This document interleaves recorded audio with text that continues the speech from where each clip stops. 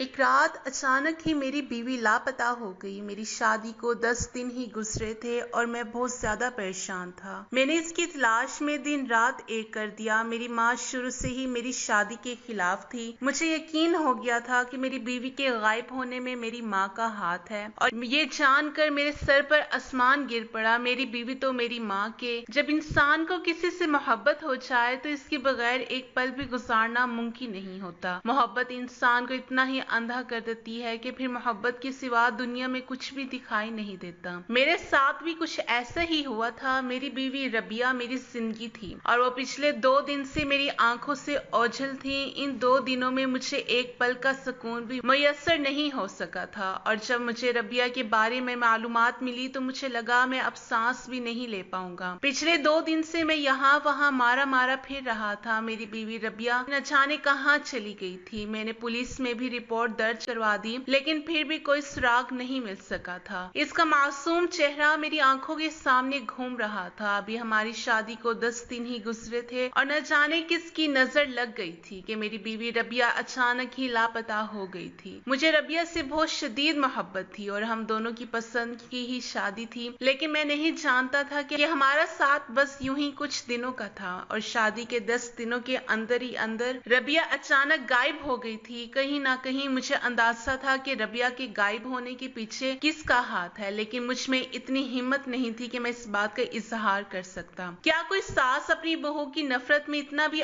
آگے جا سکتی تھی کہ وہ خود اپنی بہو کو ہی غائب کروا دے؟ لیکن شاید میری ماں نفرت میں اتنی اندھی ہو چکی تھی، نہ جانے میری بیوی کہاں تھی اور کس حال میں تھی۔ ربیہ ایک بہت سیدھی سادی لڑکی تھی جو پہلے ہی حالات کی ستائی ہوئی تھی۔ وہ زندگی بھر سکون کے لیے ترس کر رہ گئی تھی، اور جب ہم دونوں کی شادی ہوئی تھی تو میری ماں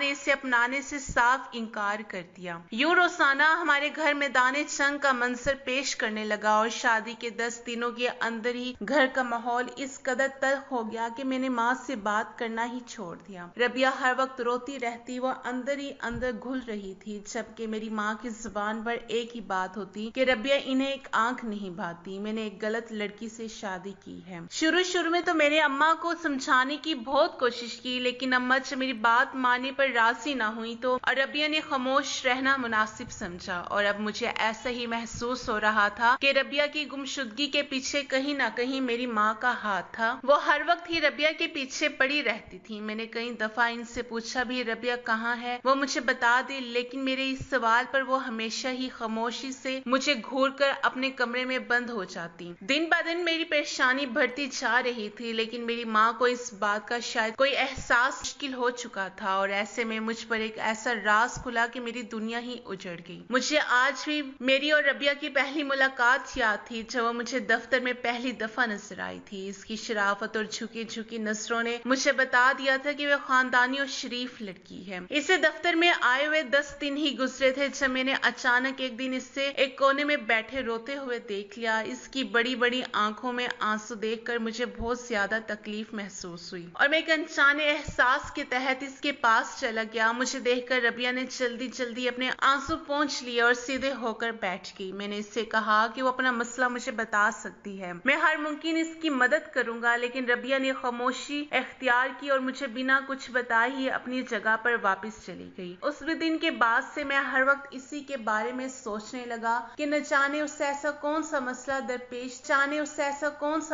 درپیش تھا جس کی وجہ سے اس کی آنکھیں بار بار بھیگ جایا کرتی تھی۔ میں سارا وقت دفتر میں اس کے آگے پیچھے ہی گزارنے لگا۔ کچھ ہی دنوں میں نے ربیہ کو اس بات کا یقین دلایا کہ میں ایک شریف مرد ہوں اور اس کا دل سے احساس کرتا ہوں، اور اگر وہ مجھے اپنی تکلیف بتائے گی تو میں اس کی پریشانی ختم کر سکتا ہوں۔ یہ سن کر ربیہ پہلے تو ہچکچائی، اور پھر آہستہ آہستہ اس نے مجھے اپنی پریشانیوں کے بارے میں بتانا شروع کیا۔ ربیہ 8 بہن بھائیوں میں سب سے بڑی تھی، اور اس کے ماں باپ باقی بہن بھائیوں کے ساتھ حیدرآباد رہتے تھے۔ ربیہ ملازمت کے سلسلے میں کراچی آ گئی تھی کیونکہ ان کے گھر کے مالی حالات بہت زیادہ خراب تھے، اور وہ اپنے باپ کا سہارا بننا چاہتی تھی۔ کراچی میں ان کے دور کے جاننے والے تھے جنہوں نے ربیہ کو جاب دلوا دی اور ہاسٹل میں رہنے کا انتظام بھی کروا دیا، اور اس طرح ربیہ نے کراچی میں اکیلی ہی ایک مشقت بھری زندگی کا آغاز کر دیا۔ ربیہ کے باپ کے لیے وہ صرف ایک پیسہ کمانے کی مشین بن چکی تقاضا کرتا۔ ربیہ کو سمجھ نہیں آ رہا تھا کہ وہ अपनी तनख्वाह से हटकर इलादा से पैसे कैसे भेजे, और इसी बात को लेकर वो मुस्तकिल परेशान थी। मैंने रबिया को तसल्ली दी कि वो परेशान ना हो, मैं हर महीने कुछ ना कुछ इसकी मदद कर दिया करूंगा। ये सुनकर रबिया ने साफ लफ्जों में इनकार कर दिया, वो किसी का एहसान नहीं ले सकती। इसने मुझे कहा कि मैं इसे एक पार्ट टाइम कोई नौकरी दिलवा दूं। मैंने रबिया को समझाया कि इस तरह दो नौकरियां करना इसके लिए आसान नहीं होगा, और मेरे लाख मनाने के बाद वो इस बात पर राजी हो गई कि हर महीने कुछ पैसे मैं इसे अलहदा से दिया करूं जो वो अपने बाप को भेज देगी। अब मैं पूरे दिल से रबिया की मदद कर रहा था। मेरी तनख्वाह का आधा हिस्सा मैंने रबिया के हवाले कर दिया था। रबिया मेरी बहुत ज्यादा शुक्रगुजार हो गई थी। मैं इसे पुरसकून देखकर मुतमईन हो गया था। आने वाले कुछ ही दिनों में मेरी और रबिया की इतनी अच्छी दोस्ती हो गई थी कि हम दोनों एक दूसरे से अपनी हर बात शेयर करने लगे थे। मैं एक अच्छे खाते पीते घराने से था। मेरे वालिद ने सारी जिंदगी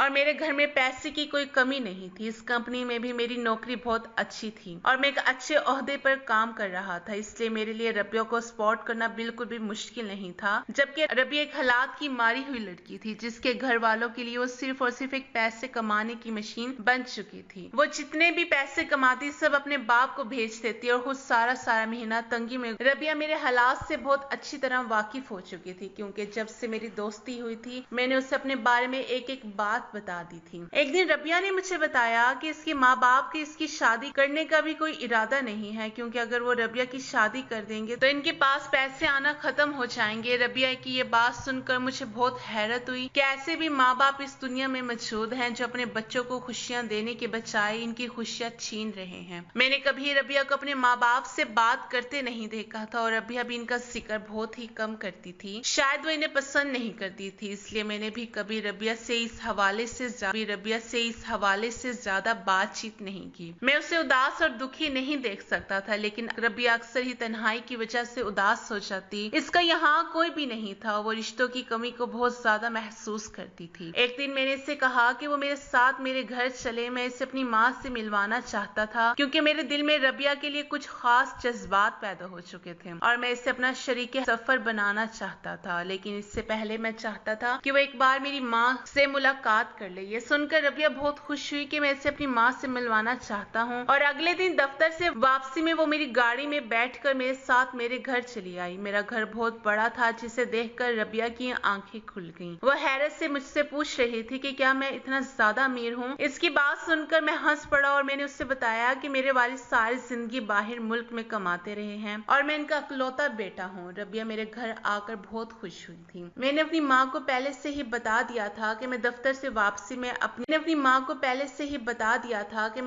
वापसी में अपनी एक दोस्त को लेकर आऊंगा, इसलिए मेरी माँ ने सारी तैयारी करके रखी हुई थी और खाना भी तैयार था। लेकिन जब मेरी माँ रबिया से मिली तो उन्हें कोई खास खुशी महसूस नहीं हुई, बल्कि रबिया के जाने के बाद उन्होंने मुझे साफ साफ लफ्जों में कहा कि तुम जितनी जल्दी इस लड़की से दोस्ती खत्म कर लो इतना तुम्हारे हक में बेहतर रहेगा। मुझे लगा कि शायद जिस अंदाज में रबिया हमारे घर को देख रही थी मेरी माँ को वो पसंद नहीं आया। मैंने अपनी माँ को बताया कि वो एक गरीब घर की लड़की है और इसने जिंदगी में पहली दफा इतना बड़ा घर देखा है। मेरी बात सुनकर मेरी माँ ने कहा कि शादी अपने जैसे लोगों में और अपनी बराबरी में करनी चाहिए। अपनी माँ की बात सुनकर मैं हैरान रह गया, क्योंकि मुझे तो रबिया से मोहब्बत हो गई थी और मैं इससे शादी करना चाहता था, और मैं इसी मकसद के तहत रबिया को घर लाया था कि वो एक दफा मेरी माँ से मिली तो फिर मैं अपनी माँ से हमारी शादी के हवाले से बात करूंगा। लेकिन मेरी माँ ने तो दो टोक लफ्जों में ही बात खत्म कर दी और वो एक बहुत अच्छी लड़की है। जिस पर मेरी माँ ने कहा कि तुम्हारी आंखों पर इसकी मोहब्बत की पट्टी बंद गई है। जो तुम्हें रबिया जैसी लड़की की समझ नहीं आ रही, वो एक दूसरे शहर में आकर अकेली रहने वाली औरत है और तुम्हें लगता है कि वो बहुत सीधी सादी है। अगर वो इतनी ही सीधी सादी होती तो इतने बड़े शहर में अकेली ना गुजारा कर रही होती। बेहतर ये है कि तुमसे दूरी इख्तियार करो। मेरी माँ ने कहा कि वो तुम्हें बेवकूफ बना रही है और तुम इसके जाल में फंसते चले जा रहे हो। मेरी माँ को यकीन था कि वो एक धोखेबाज लड़की है, जबकि मुझे रबिया पर पूरा भरोसा था। मुझे समझ नहीं आ रहा था कि 2 घंटे की मुलाकात में मेरी माँ ने कैसे रबिया के बारे में अपनी राय कायम कर ली थी, जबकि मैं पिछले 1.5 महीने से इसके साथ था और मैंने इसमें ऐसी कोई बुराई नहीं देखी थी। वो हमेशा नजर झुकाकर मुझसे बात करती, मुझे अपने घर की हर बात बताती। इसके माँ बाप ने उसे सहारा नहीं दिया था, इसलिए वो तन्हा इस शहर में धक्के खाने पर मजबूर थी। लेकिन मेरी माँ ने कुछ ही देर دیر میں اندازہ لگا لیا تھا کہ وہ ایک چلاک اور مکار لڑکی ہے۔ میں چاہ کر بھی اپنی ماں کا نظریہ نہیں بدل سکتا تھا، کیونکہ میری ماں ایک بار جس بات کو پکڑ لیتی ہے تو اس سے ایک انچ بھی پیچھے ہٹنا ان کے لیے ممکن نہیں ہوتا۔ میں جان گیا تھا کہ اب میں ربیہ کے حوالے سے کتنی ہی دلیلیں اور صفائیاں پیش کیوں نہ کروں، پھر بھی میری ماں اس رشتے کے لیے کبھی راضی نہیں ہوگی۔ میں ربیہ کی محبت میں اس قدر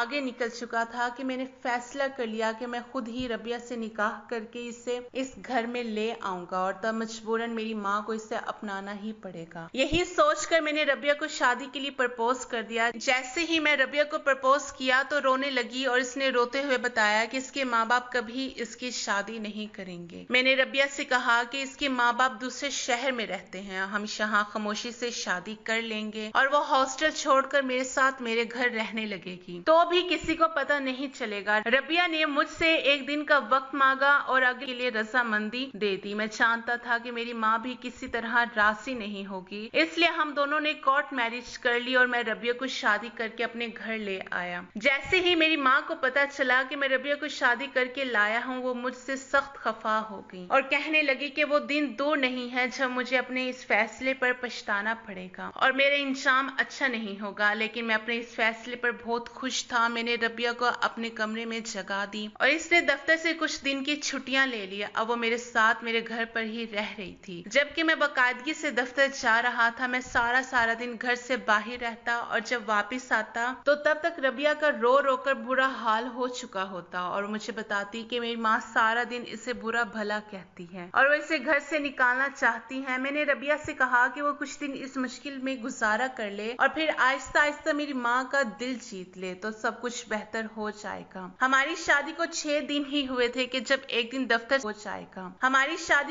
دن ہی ہوئے تھے کہ جب ایک دن دفتر سے واپسی آنے کے بعد ربیہ نے مجھے بتایا کہ میری ماں اسے عجیب و غریب قسم کی دھمکیاں دے رہی ہیں اور اسے بہت زیادہ خوف محسوس ہو رہا ہے۔ میں نے اس سے کہا کہ میں اپنی ماں سے بات کرتا ہوں، لیکن وہ میرے قدموں میں بیٹھ گئی اور کہنے لگی کہ وہ نہیں چاہتی کہ گھر کا ماحول مزید خراب ہو، وہ کچھ ہی دن میں میری ماں کا دل ضرور جیت لے گی۔ تب میں اس کی بات سن کر خاموش ہو گیا۔ وہ ٹھیک ہی کہہ رہی تھی۔ اگر ابھی میں اپنی ماں کے پاس جا کر ان سے باس پرس کرتا تو یقیناً حالات مزید بگڑ جاتے، لیکن میں نہیں جانتا تھا کہ یہ میری زندگی کی سب سے بڑی غلطی ہوگی کہ میں نے اپنی ماں سے جا کر کچھ بھی نہیں پوچھا، اور پھر اس وقفے کے 2 دن بعد ہی ربیہ اچانک غائب ہو گئی۔ ہماری شادی کا 10واں دن تھا کہ جب میں دفتر سے گھر واپس آیا تو ربیہ کہیں بھی موجود نہیں تھی، جبکہ میری ماں تو اپنے کمرے میں ہمیشہ کی طرح بند تھی۔ میں نے ان کے کمرے کا دروازہ بجایا اور ربیہ کے بارے میں پوچھا تو میری ماں نے کہا کہ انہیں کچھ معلوم نہیں کہ ربیہ کہاں ہے۔ میں نے ادھر ادھر ہر جگہ ربیہ کو تلاش کیا، لیکن ربیہ کہیں بھی نہیں ملی۔ میں جہاں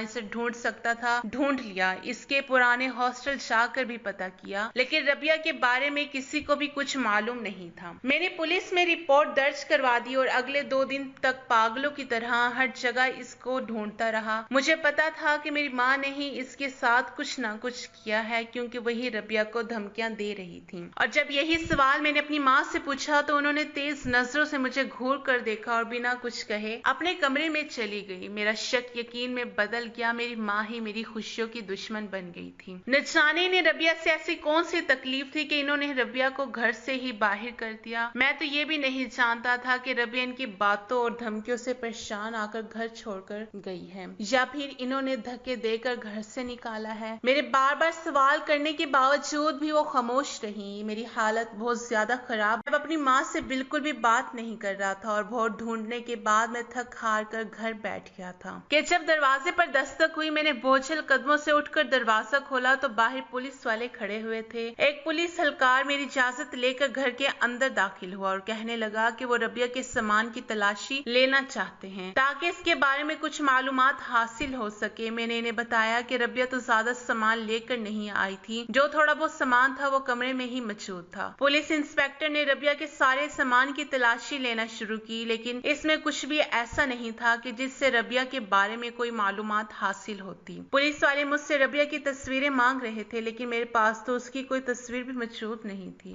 ہم دونوں نے تو شادی بھی کورٹ میں کی تھی۔ میں جب بھی اپنی اور ربیہ کے ساتھ میں تصویر لینے کی کوشش کرتا تو ہمیشہ یہ کہہ کر منع کر دیتی کہ اسے تصویر کھنچوانا پسند نہیں ہے۔ پولیس والوں نے بہت باریک بینی سے ہر چیز کا جائزہ جائزہ لینے کے بعد مجھ سے پوچھا کہ آپ کے گھر کا غائب ہے۔ یہ سن کر میں چونک گیا اور پوچھنے لگا کہ بھلا اس سوال کا کیا مقصد ہے۔ پولیس اہلکار نے صاف لفظوں میں مجھ سے کہا کہ آپ کی بیوی غائب ہوئی ہے اور آپ کے پاس اس کی کوئی تصویر نہیں ہے، نہ ہی آپ کو اس کے ماں باپ کے بارے میں کچھ پتا ہے اور نہ ہی آپ کے پاس اس کا کوئی ایڈریس ہے۔ آپ نے 2 مہینے کے اندر ایک ایسی لڑکی کی باتوں میں آ کر اس سے شادی کر لی کہ جس کا آپ کو کچھ اتا پتا ہی نہیں ہے اور جو اچانک ہی آپ کے گھر سے غائب ہو گئی ہے۔ تو کیا آپ کو نہیں لگتا کہ آپ کو ایک بار اپنے گھر کا سامان چیک کرنے کی ضرورت ہے؟ ایسا تو نہیں کہ وہ لڑکی جاتے جاتے اپنے ساتھ آپ کے گھر کی کوئی قیمتی چیز لے گئی ہو؟ یہ سن کر تو میرے قدموں تلے زمین نکل گئی۔ میری الماری کے اندر ہی ایک لاکر تھا جس میں نے اپنی اماں کا سارا زیور حفاظت سے رکھا ہوا تھا۔ میری ماں نے شروع سے ہی اپنا زیور میرے پاس رکھوایا ہوا تھا کیونکہ میرے کمرے کی الماری میں جو لاک تھا وہ بہت ہی محفوظ تھا۔ جب میں نے وہ کھول کر دیکھا تو میرے ہوش اڑ گئے۔ پولیس اہلکار کا اندازہ بالکل ٹھیک تھا۔ ربیہ چاہتے میری ماں کے سارے زیور بھی اپنے ساتھ لے گئی تھی۔ اب میری عقل ٹھکانے آئی تھی اور آہستہ آہستہ مجھے سب کچھ سمجھ میں آ رہا تھا۔ ربیہ نے میرے ساتھ بہت بڑا فراڈ کیا تھا۔ میں اس کی محبت میں اندھا ہو کر کچھ بھی دیکھ نہیں پایا تھا۔ پولیس اہلکار کے جانے کے بعد میں اپنی اماں کے کمرے میں گیا تو میں نے سیدھے ان کے قدموں میں بیٹھ کر ان سے معافی مانگ لی۔ میری ماں نے کہا کہ وہ نہیں چاہتی تھی کہ میں نقصان اٹھاؤں، لیکن میں نے خود اپنے ہاتھوں سے اپنے پاؤں پر کلہاڑی ماری اور اپنی ماں کی بات نہ مان کر اپنا اتنا بڑا نقصان کر لیا۔ میں نہیں جانتا تھا کہ میری بیوی ربیہ کون ہے اور وہ کہاں ہے۔ پولیس والوں نے بتایا کہ ہو سکتا ہے کہ ربیہ نے آپ کو اپنی شناخت بھی جھوٹی بتائی ہو اور اس کا نام ربیہ بھی نہ ہو، کیونکہ میرے پاس اس کے ایسے کوئی کاغذات موجود نہیں تھے کہ جن سے مجھے سچ کا پتہ چل سکتا۔ میں نے پولیس والوں کو ربیہ کا حلیہ بتا دیا، لیکن اتنے بڑے شہر میں صرف حلیے کی مدد سے کسی لڑکی کو تلاش کرنا ممکن نہیں تھا۔ میری ماں نے مجھ سے کہا کہ وہ پہلے دن ہی جان گئی